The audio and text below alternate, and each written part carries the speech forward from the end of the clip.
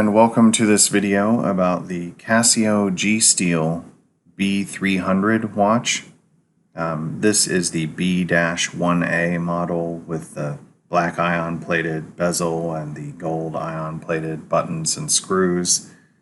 But any G-Steel B300 watch with the module number 5631 would utilize the same instructions and have the same manual and everything, so you could follow along. So a couple of the main selling points of this watch: first of all, the construction, the fact that it does have stainless steel, the carbon core guard structure, feels very sturdy, also has a very nice band. But very importantly, it has the solar power and also can connect to your smartphone using this Bluetooth connect button on the right side, and you can alter some settings there. There's also even a phone finder function on it if you want to use that. But just a very useful watch, and because it has solar power, you don't have to worry as much about replacing a battery every couple of years or anything like that.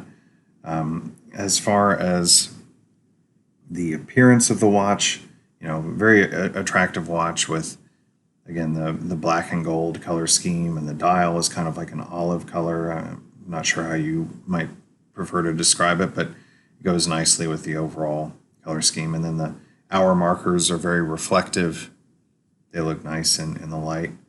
And then, of course, it has an analog digital display.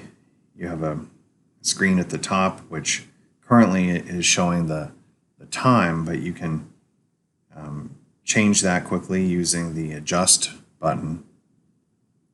If I press that, it shows the date and the day of the week instead.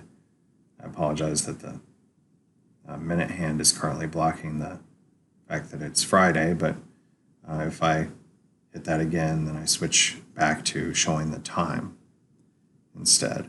There's also a sub-dial at the bottom that, when you're in regular timekeeping mode, shows the solar battery status, and currently it is full. So that's good. I don't need to do anything to change that.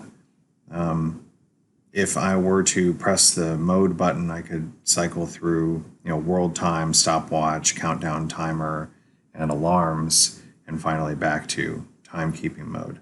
But I'll go through those modes in another video. There is also a button for the light. You won't really be able to see that in this video, but I'll include a picture off to the side to show what it looks like in low light. But this watch does have double LEDs. There's one that illuminates the dial from the side, basically, and then also a backlight, and those both activate using that same button below the dial. So all in all, a very nice, very attractive watch.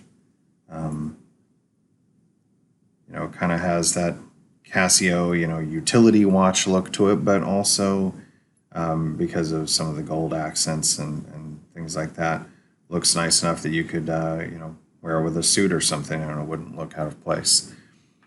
So I wanted to go through, making adjustments like the time zone and the time and date. You just have to hold in the adjust button until it beeps. Assuming that you have the sound on, but basically just hold it in for a couple seconds until you see that, first of all, just to be convenient for you, it moves the hands out of the way so that you can see what's on the screen. And the first thing that you can change is the time zone. And of course, it has some recognizable world cities to represent the different time zones. So I'm in the Eastern time zone of the US, so New York is the proper setting for me. If I wanted to change that, I could hit the start button or the reset button. But I'm leaving that the same. And to go to the next setting, I simply hit mode. And it's flashing auto for DST, meaning that it will automatically detect whether it's on or off as far as the daylight savings time, and make the proper adjustment. Currently, we're in standard time, no longer in savings time, and I wanted to just go ahead and automatically change that accordingly. But I could change that to either on or off. And actually, it went to off first and then on. But anyway, I will put that back to auto and then press mode. And now I could change the seconds if I wanted to. If I were to hit start, it would reset those to 0. I'm going to keep those going because the time is currently accurate. If I hit mode once more, I could change the hours, and I would just press start to go up or reset to go down. And then press mode again to change the minutes if I wish. Start to go up, reset to go down. If I press mode again, I could change the year using start or reset. If I press mode again, I could change the month. Currently set to November on here. I'm leaving that the same. If I hit mode, I could change the day of the month. Then the 12 or 24 hour display for the time in the digital screen. If I want to change it from 12, I could just hit the start button.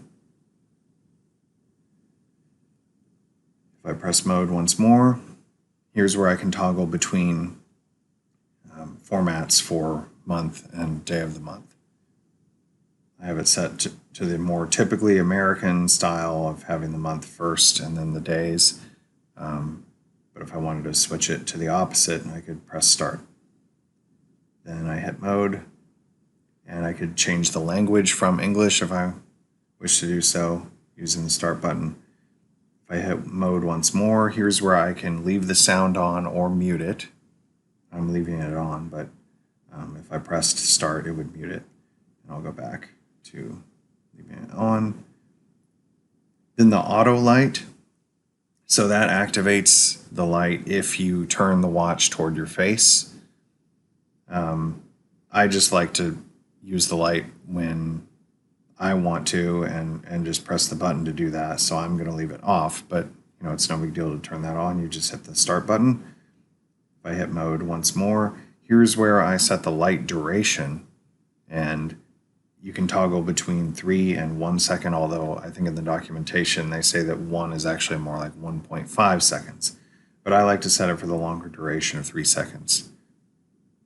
And so that's already set on here, and I could change it with start if I wanted to. If I hit mode, here's where I could turn off the automatic receipt of a time signal to adjust the time. I'm going to leave that on. I like to have it automatically update the time because it does a good job of doing that, so I'm leaving that on. And then power save mode, I think it's good to have that on. It will do things like dim the screen if you leave your watch in the dark, like put it in a drawer for a couple days and you're not wearing it, or whatever the case may be, or even just at night while you're sleeping, it's good for it to save power. So I leave that on. But you can turn it off with the start button. If I hit mode again, we are back to the beginning of making the adjustments. And then we could just hit the adjust button once to return to standard timekeeping mode, and then it moves the hands back into place to continue on. So that's all for this first video about the G-Steel B300 watch. In the second one, I will go through some of the directions for using the phone app to, get a time signal, change some of the settings, use the phone finder and things like that. But thank you so much for watching, and I'll talk to you again soon.